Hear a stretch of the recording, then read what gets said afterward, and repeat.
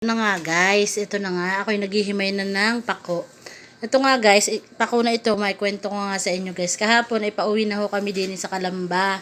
At may nag-request ho na magdala nga daw po kami ng pako. Ayan. Ang asawa ko ay nag-volunteer, siya na daw ho ang manguha ng pako. Ako'y nagsabi pa na ikaw gay marunong manguha ng pako.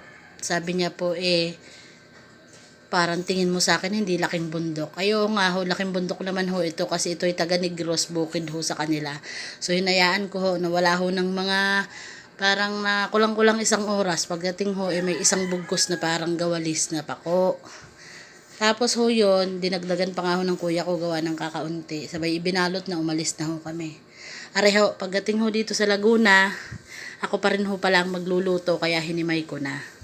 At ayan guys, habang ahong hinihimay ko ay nakita ko Tingnan nyo guys ha. Oh. Ano hong masasabi nyo guys? Di parang Shopee. Kasi guys, ho ay hindi pako. Tingnan nyo guys yung difference niya ha. Oh. Areho, sa mga nakakakilala ho sa pako, alam nyo yan. Hindi po ito pako. Ito po ay hindi kinakain sa amin. Awang ko lang ho sa ibang lugar. Hindi ho kinakain. At ganito ho karami yung kinuha ng asawa ko na hindi pa ko. Kaya ho ako itawan-tawa. Yan, scam ho.